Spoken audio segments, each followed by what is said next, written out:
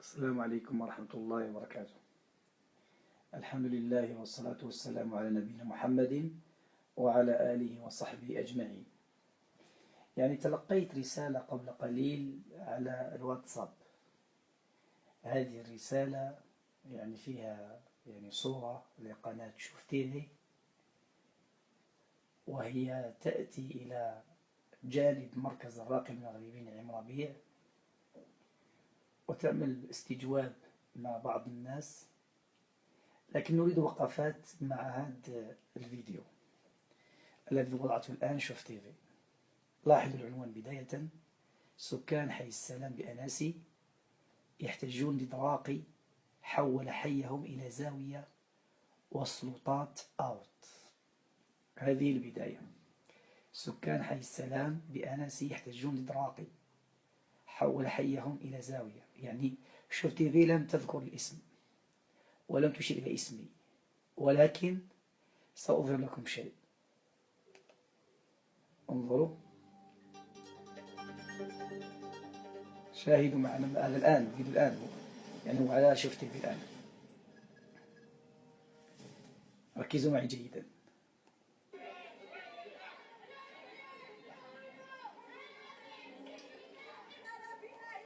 لاحظوا ماذا يقولون: علاش اشتوينا على ربيع يمشي علينا.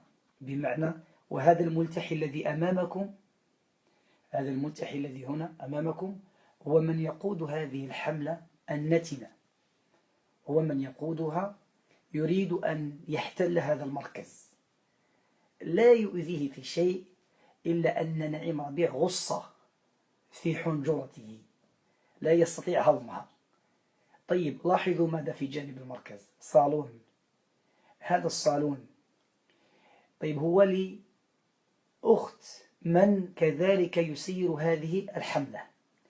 بمعنى هذه الحملة يدبرها ثلاثة: يدبر هذا الملتحي، ويدبرها ملتحي آخر سيظهر فيما بعد، مع أن إذا كانت الأذية لاحقة بواحد فربما هذه الأذية لاحقة بمن هو بجانبي، وهو هذا الرجل ولا يتكلم.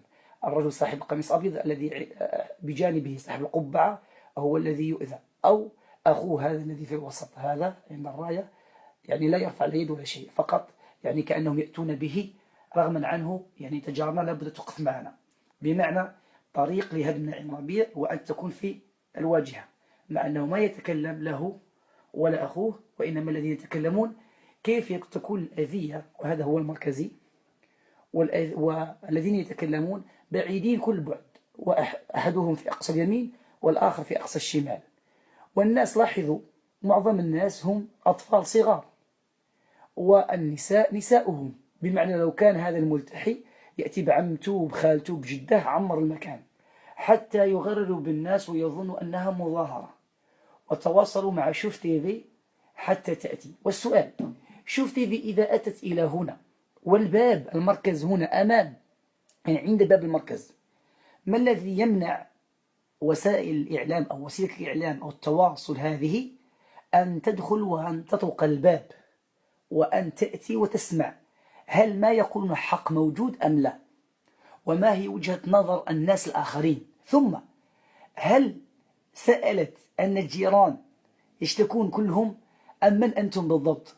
طيب، هذا سنظهر إن شاء الله إذا أتوا بشوف تيفي. نحن نأتي بشوف تيفي ونأتي بغيرها بكثير بكثير بكثير بفضل الله عز وجل. طيب لأن الناس ما عندهم يدار، هذا هو اللي كاين. انظروا، هذا الملتحي، هذا المنافق الخبيث، أقولها في وجهه لأنه كذاب أشر. قال عني في فيديو في مظاهرة قبل 4 سنوات نفس الشيء، الحلقة اللي كيعملوا هذا السوق، قال على أنني دجال وأني ساحر، واليوم يقول كلام آخر يغيره. مفهوم؟ لاحظوا شباب، لاحظوا أطفال صغار لا يعرفون شيء، أطفال صغار. طيب، والمعظم الناس، انظروا هذا كيف يبتسم هنا، هذا كيف يبتسم هنا، انظروا إليه. هذا رائد الفتنة وقائد الفتنة، هو هذا. لاحظتم هذا؟ وهذا أخوه يعني هودو إخوة، الملتحي هذا والملتحي هذا هم إخوة، وهم من يقود هذه الحرب لغاية في أنفسهم، يعني لينصروا شيطان بداخلهم وينصروا أناس ينتظرونهم على الواتساب وعلى الفيسبوك حتى يقولوا ماذا صنعنا بنعيم ربيع. نعيم ربيع في بيته، نعيم ربيع مشغول بالعمل دياله وبالناس المرضى، والحمد لله المحل مفتوح، ليس لأن التواطؤ مع السلطات، لأن الأمور تأخذ مجرى قانون بفضل الله عز وجل، وآخر شيء يكون مكتب، وإذا كان يغلق للجميع حتى لك أنت. طيب بالله عليكم، هذا عنده في بيته لحام صدور يؤذي الناس صباح مساء، مفهوم؟ كل واحد هنا عنده محلات تجارية خاصة بنوع. طيب هذا الرجل أين هو؟ أنا سأظهره لكم، كان يظهر لي عنده هنا، ستجدون ميكانيك مكتوب هنا ميكانيك عام.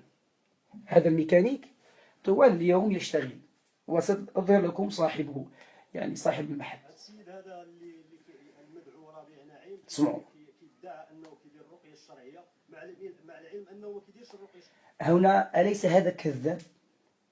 يقول مع العلم أنها ليس رقية شرعية، هو يعرف يوميا ويعلم يوميا ويسمع يوميا وعلى اليوتيوب وعلى الفيسبوك، ويعلم أني راق شرعي، يكذب.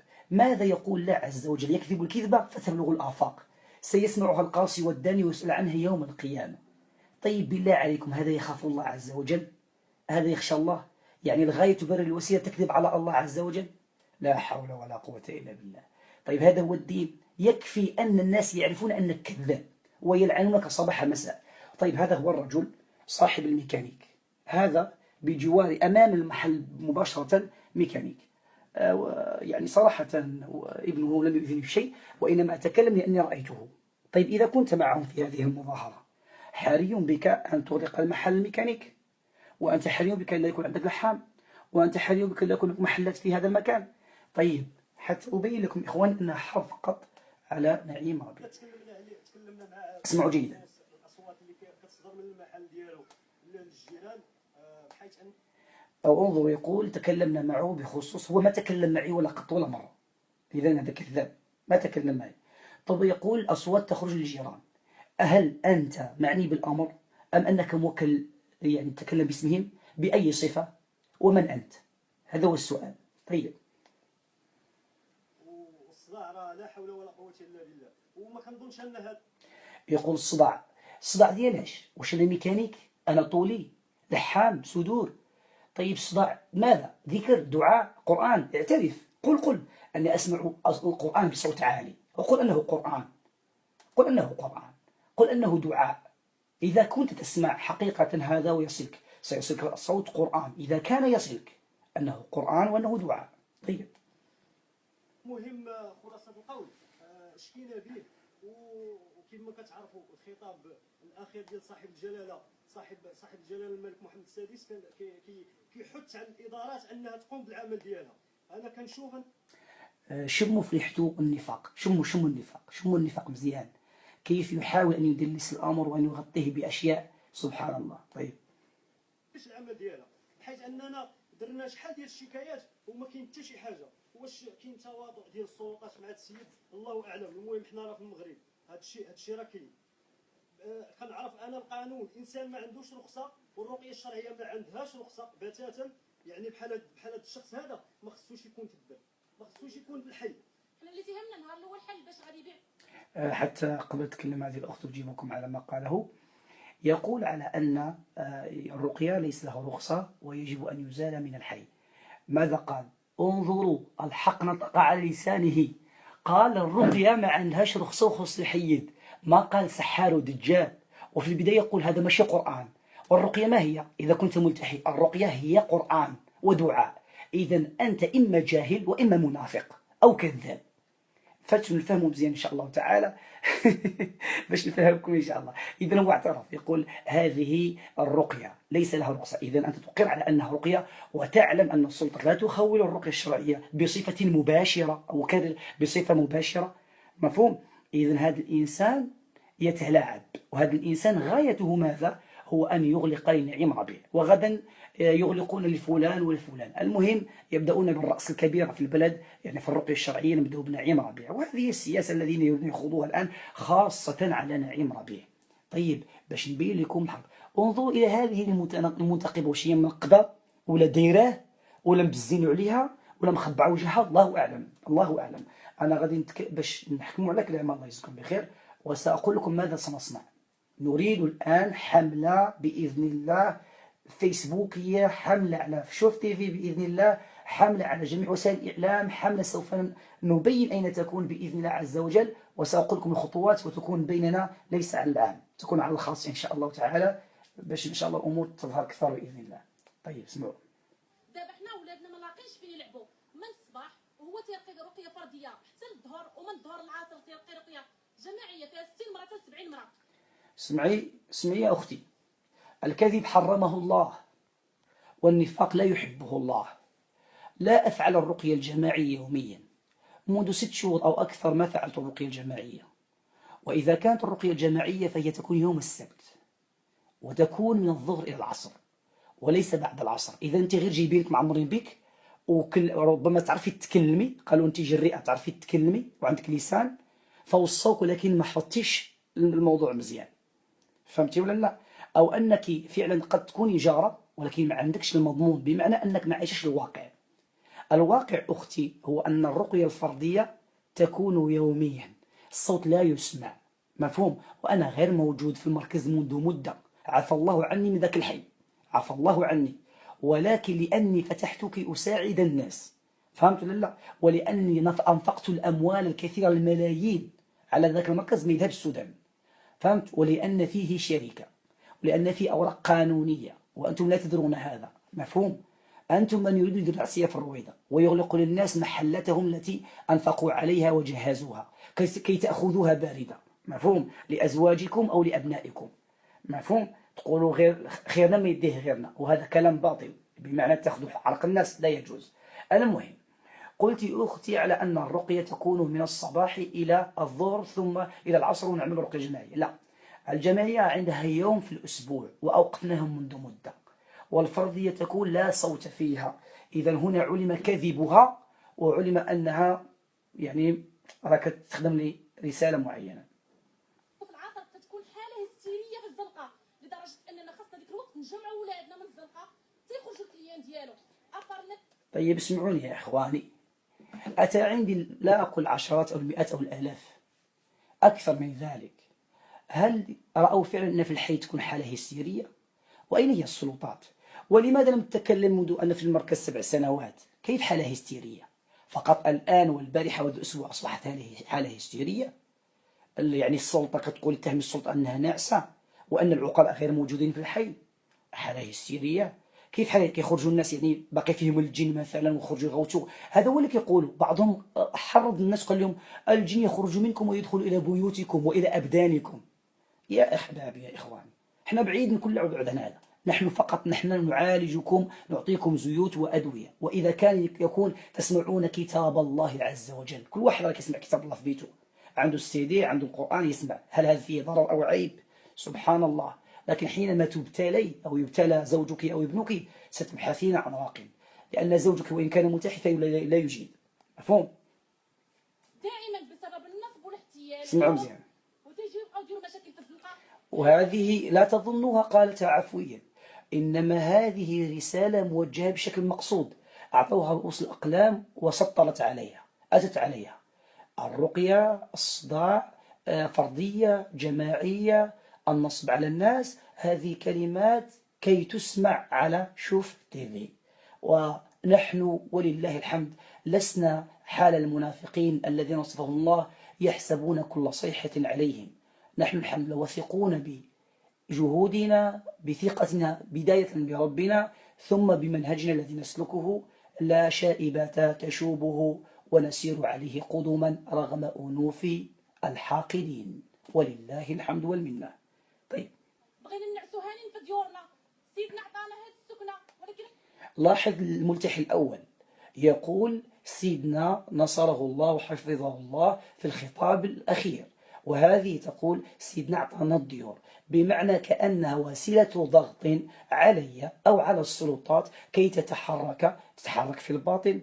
ماذا تريدون؟ والعنوان يقول حول حيهم إلى زاوية والسلطات أوت. طيب ما معناها كل هذا؟ طيب سنجيب إن شاء الله جل وعلا.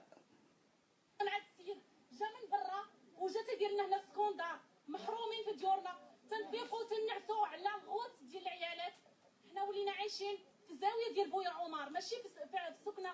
حنا ما بغينا حتى شي حاجه وما تنطالبوا والو غير هاد السيد يتحيد من حدانا. يعني أنا أصبحت مهم حتى لهذه الدرجة؟ ما كنصحابش راسي مهم بزاف حتى لهذه الدرجة أنني كنشكل كابوس على البعض يدعو معي الملايين والبعض أحرقهم في حضوري وفي غيابي. سبحان الله، الحمد لله رب العالمين، هذا فضل الله يؤتيه من يشاء ولله الحمد والمنة. إذا كنتم تظنون أن الرزق بيدكم خلاص ذهب مع الريح، وذهبت العقيدة مع الريح. عقيدة هذا الملتحي الخاوية ذهبت مع الريح، أما عقيدتنا فثابتة وفي السماء رزقكم وما توعدون. إن الذين آمنوا وعملوا الصالحات سيجعل لهم الرحمن ودا، أي محبة في قلوب الخلق. لو عملت قيطون في راس الجبل وفي أي مدينة وفي أي دوار في أي بلد الناس يأتون، لأن القلوب بين أصبعين من أصابع الرحمن يقلبها كيف يشاء ولله الحمد والمنة. طيب قبل الكبير بحيث أن أنا نقول لكم حاجة، لكن هذا الجامع ما نشتو. أنا 7 سنوات كنشوفه غير في المظاهرات يعني 7 سنوات أنا كلهم الذين ظهروا أشهد الله هذا المستاج هذا الرجل ما كيربطني به إلا الحب في الله عز وجل والسلام عليكم ورحمة الله. هذا كنشوفه. هذا الملتحي هذا المنافق كنشوفه. هي أنا كنقول منافق ماشي سبة لأنه وصف حال. أنا كون الإنسان خصو يقرا العربية مزيان، أنا كنقول ليه الحال، لأنه كيقول لك هذا رقية ماشي رقية ولكن رقية غير مرخص، يتلاعب بالألفاظ والله وقرف زلة تبين حقيقته. وفي مظاهرة سابقة أو قبل 4 سنوات يقول عني دجال وأني ساحر، والبعض قد ينسحب ما نبينش وجهه في هذا شفتي مع أنه كان معهم، وعندي تسجيل تام قبل ما جي شفتي من الذين كانوا ولم يسجلوا مع أنهم سجلوا معهم في التسجيلات السابقة في المظاهرة الأولى لأنهم انسحبوا. فهمتوا ولا لا؟ تحسبهم جميعا وقلوبهم شتى. كتشوف الأطفال الصغار راهم ولاو يعني محرومين من الزنقة ديالهم، حيث أن الزبناء اللي عنده فن، اللي عنده فن وعنده فراسة وعنده بغيتو يقرا قراءة الأعين. شوف هذه المرأة اللور كأنها مسكينة غير واقفة وما عارفاش، يعني كتشوف بعينها. شوف هذه المرأة البريئة هذه لا علاقة لها، يعني البساطة في وجوه الأطفال. هذا شوف واقف كأنه ما فاهم شو باغي. شو هذا كيف يعني سبحان الله. يتفاهم الوضع ديالنا أن الأطفال راه كيتعرضوا للضرر، وأن الساكنة كذلك كتعرض أي ضرر؟ الساكنة أي ضرر؟ أولا بداية أبين الرأي العام، الشهادة التي أدليتم بها فيها الزور والتزوير، واتضح بشهادة من معكم في الشهادة التي أدليتم بها منهم من ذهب معي وأقر باعتراف خطي نصي والتوقيع والإمضاء على أنكم أخذتم بطاقته وزورتم توقيعه، وهذا يودعكم في السجون. طيب عند وكيل جلالة الملك يكون تحقيق. لماذا تأخذون البطائق من أجل أنكم تقولون سوف نقوم بغاية الصالح العام، ننظفوا الشارع ننظفوا أو شيء من هذا، ثم تأخذونها وتوقعونها على الاحتجاج ضدي وهم لا يعلمون المساكين وتزورون توقيعهم؟ هذه مصيبة طامة. والمصيبة أن الملتحين جوج الملتحين قايمين بهذا الأمر، هما خوت باش تفهموا. جوج الملتحين ملتحيان اثنان هما من يصنعان هذا الأمر فقط، ومعهم البعض يغرر بهم، معهم ربما الثالث والبقية مغرر بهم، أطفال صغار وأمي أمك مساكن اللي ما فاهمينش، ويقول العقيدة ديال خاص الجاري ما نفوتوش والدربي ما نفوتوش ولو في الباطل. هذا هو اللي وقع الآن. حتى الناس معظمهم هذه هي الساكنة، راه في العمارة الواحدة أفراد أسر عائلات، هل كلهم هذه المظاهرة فيها 5 ديال الناس ديال الرجال والبقية أطفال؟ هذا كلهم بيت واحد يجمع هذا الشيء. تبارك الله كيولدوا بزاف ما شاء الله عليهم، ما حسدناهم تبارك الله. يعني راه لا إله إلا الله. يعني الأبناء الصغار والأطفال الصغار، وواحد اللي عنده مرتقى معها، وكاين اللي مزوج جوج وثلاثة وأربعة، دير لهم النقاب وحاطهم تما. هذا هو اللي واقع باش الرأي العام يفهم. هضرنا معاه بطريقه انسانيه واخلاقيه وحبيه.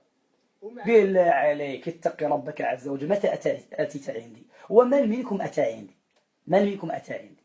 طيب، لا أحد بالمرة، لأنهم يعرفون أن كل باب للحوار معي سيغلق عليهم الفتان. لا يريدون الحوار، بل يزرع الفتان، الرمي بالحجارة، السب والقذف والشتم، حتى يخلقوا بلبلة. ولأني لم أسقطهم في هذا المطب وهذا المصير هذا، يبحثون عن شوف تيفي أو غيرها كوسيلة ضغط، ويقول ذهبنا وعنده السلطات وذهبنا. طيب، أغلق لأختك الصالون، أغلق لابنك أنت الميكانيك، أغلق للآخر الحداد اللي في دارك. طيب، سبحان الله، لكنك ملتحي خليها غير شي واحد غير ملتحي في حال كتاب الله، وانت عارف انها رقية شرعية. انت عندك الفيسبوك يوميا كتسب في الفيسبوك، وكتشوف ما شاء الله الشهادات ديال الناس، وانت توقف للناس وغيرك وتسولهم بشحال جاي عند راقي نعيم ربيع، وتعال اخذكم الى راقي اخر. طيب، انظروا في عينيه كيف انظروا الى حالي، انظروا الشر يتقطر من شوف، انظروا شوف الشر، شوف كيف هو، شوف الشر كيف هو، شوف. لا إله إلا الله. غتسد دابا الرزق، راك غلط. طيب، شفتي عطاتكم من وقت 2 دقائق، مشكورة جزاها الله خيرا، وغتحصل بسببكم على مشاهدات لأن فيها نعيم ربيع، مشكورة، وعندنا حق الرد إن شاء الله عليها وعلى غيرها باش تفهموا الواقع إن شاء الله. طيب إخواني، هذه هي الحقيقة، هذه هي الحقيقة. ما رأيكم بما سمعتم وشفتم؟ يعني هذه الحقيقة التي أخوكم يعني يعيشها، حقيقة مرة جدا جدا. هذه هي الحقيقة. يعني إلى متى غنبقاو في هذه المشاكل؟ أقول لي إلى متى غنبقاو دائما هكذا مع هاد الناس؟ والله نتحداهم، حداهم مشعوذين، حداهم سحرة، حداهم مجرمين قطاع طرق لا يتكلمون، فهمت؟ ولكن ربما كيف ما قلت لكم غرهم الحلم، يعني كيشوفوك إنسان صابر وكيقولوا شوف كل واحد فهمه، يعني محتسب الله عز وجل، كيسحبون دابا شي حاجة راه حطيناها في شوف تيفي. كنشكركم كتزيدوا في الشعبية ديالي وكتزيدوا في الشهرة ديالي، والناس كيعرفوا الحق، والحمد لله الناس فاهمين، ولله الحمد، اللهم لك الحمد، اللهم زد وبارك، الحمد لله رب العالمين. طيب، بغيتكم أحبابي تدخلوا شوف تيفي إن شاء الله، ادخلوا الآن شوف تيفي، وبغيتكم تكلموا بشكل قوي وتوضحوا إن شاء الله. بغيتكم تدخلوا شوف تيفي وتوض، ماشي من أجل أنها شوف تيفي، لا لا لا، أنا شوف الحمد لله بغينا الرأي العام اللي يقرأ يفهم.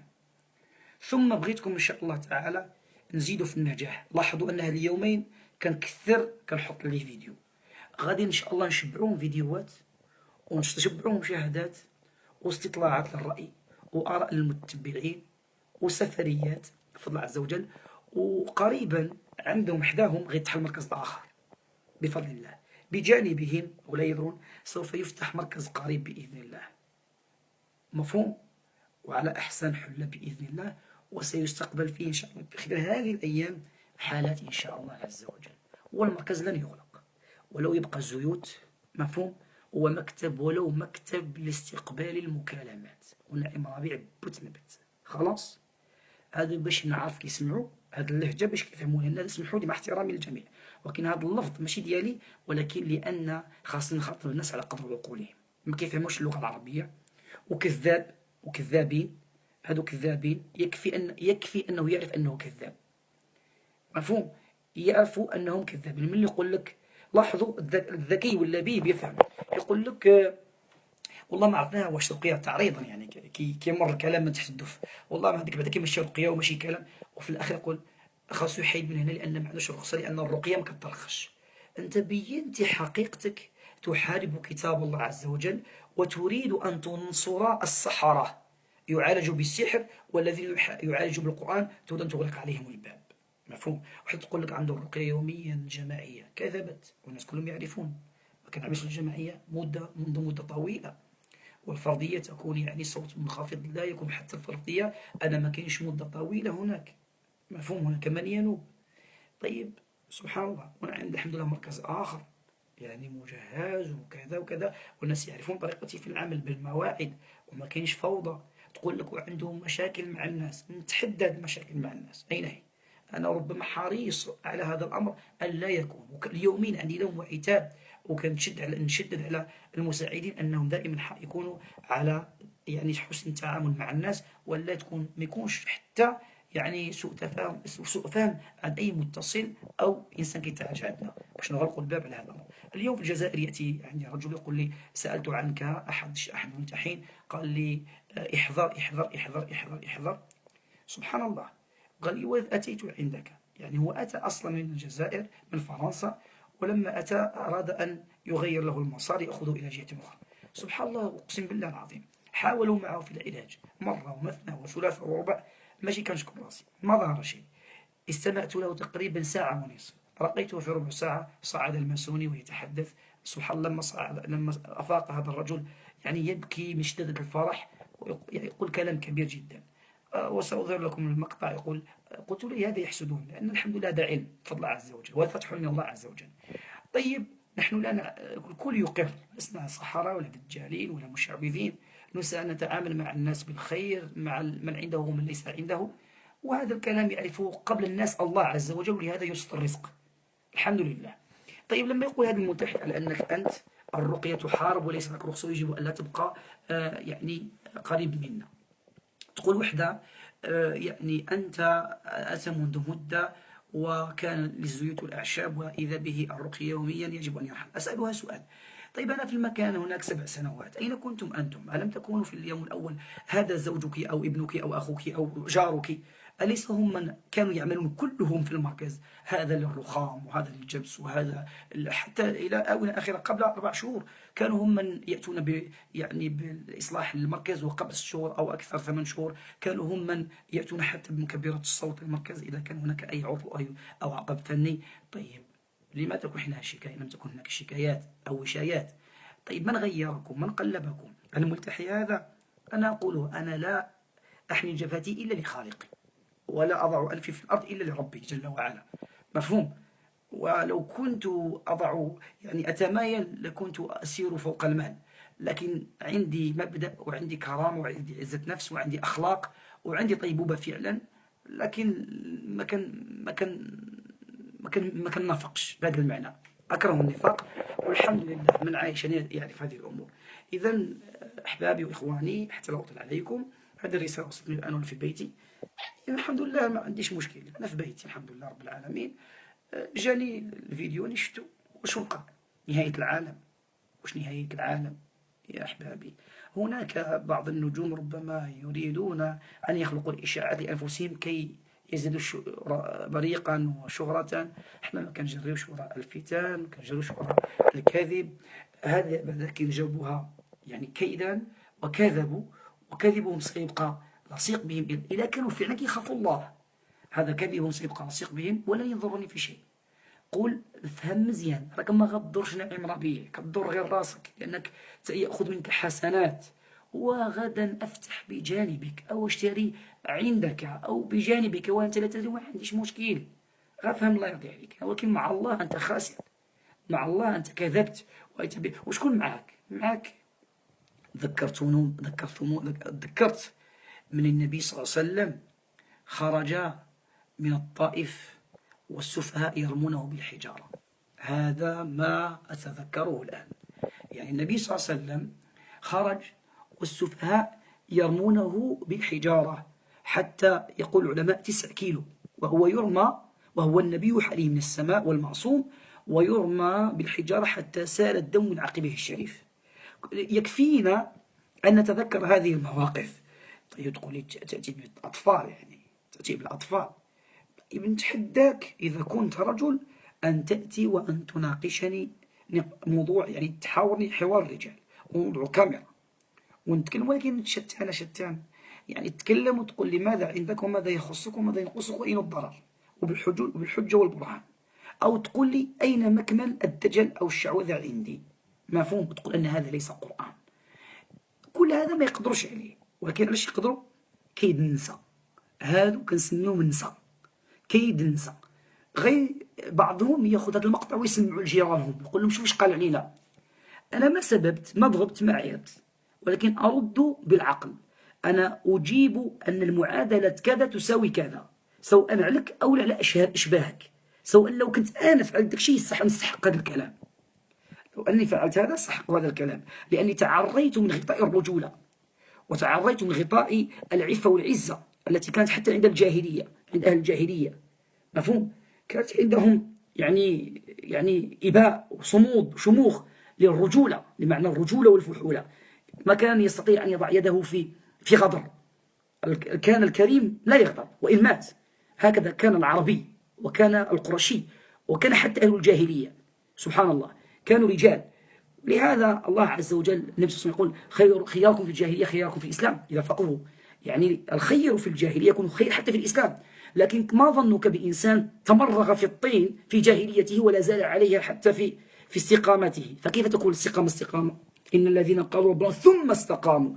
الاستقامة قل آمنت بالله ثم استقم، فلا بد من الاستقامة الحقة. لكن الناس ما فاقهاش في الدين، ما فاهماش، ما وعياش، ما جالسش مع الناس اللي فاهمة. اشنو غتبقى تمرر راسك معاهم؟ يعني أنا أقول ما ليس استسلاما باش نحافظ على نفسيتي للمعالي الأمور وليس للسفاسف فيها، نخلي المكان للعمل وأذهب إلى عندي أبواب الحمد لله فتح الله كثيرة جدا. ياك ما تصحبوا لا بهم توقف عندك المكان، راكم غالطين، مفهوم. وإذا كنت أحاربكم بنظير ما تحاربون وبالحق ليس بالظلم، يعني يكفي مثل التزوير، ويكفي الكاميرات أنكم تشقون بالحجارة، ويكفي تتعرضون لطريق سبيل المارة ومن يأتون، وكل هذا أنا أقول ادفع بالتي هي أحسن، لأن أصلا لا يستحقون وقت مني، لا يستحقونه. يستحقون الناس يأتون يحتاجون إلى علاج بفضل الله عز وجل، بعض الله إلى استشارة بفضل بعض الله عز وجل، إلى مساعدة بعض الله سبحانه وتعالى. أما أن لو أن كل عاون أقمته حجرا صار مثقاله الحجر بدينار غير للمشكل، فهمت؟ وهذا ما يريدون. طيب إخواني، بغيتكم إن شاء الله عز وجل تدخلوا شوف تيفي وتعلقوا، وحبيت أن هذا الفيديوهات يوصلوا بفضل الله عز وجل. بغيتكم تدخلوا شوف تيفي وغيرها، ليس بخصوص شوف تيفي، جميع المقاطع القنوات وهذه توصلوا الرسالة بإذن الله عز وجل. وللأمانة كيف شوف تيفي تأتي والمركز أمامها ولم تدخل إليه؟ إذا الأمر مبيت، الأمر مبيت، أو الأمر فيه ما فيه، وهم يعلمون. رانا بغينا نجيبوا ما أعلى نجيبوه بفضل الله عز وجل. يكفي قناتنا بفضل الله تعالى يشاهدها الملايين. وأقول بالله التوفيق، الله يخلينا صداقتنا، والله يحسن السير ديالنا، قبول الظاهر ديالنا، والله يوفقنا للخير، والله ينزع من قلوبنا ومن أخلاقنا الشقاق والنفاق، والله يجعلنا من أولياء الله، والله يجعلنا من أحباب الله عز وجل. وأسأل الله تعالى أن يقربنا الأخيار ويبعد عنا الأشرار، لأن صراحة ما نرى هذا يحز في النفس. أنا قاطع بإذن الله تعالى وإظهار الحق للناس، وإن شاء الله سنتواصل مع كل من يتعالج عندنا بإذن الله، ونجعل له مفاجأة بفضل الله عز وجل. السلام عليكم ورحمة الله وبركاته. إذا أتوا بالصبي صغار سنأتي بالصغير وبالكبير ومن الحي وغير الحي بفضل الله عز وجل، ليعلم قاصر الداني من هم أتباع النبي صلى الله عليه وسلم حقا، الذين يسيرون على هديه وينصرون من يسيرون على هدي وخطى محمد وصحبه صلى الله عليه محمد رضي الله عن أصحابه أجمعين. كونوا لنا موعد لنصرة الحق إن شاء الله قريبا، سنظهره بإذن الله تعالى على الخاص. السلام عليكم ورحمة الله وبركاته.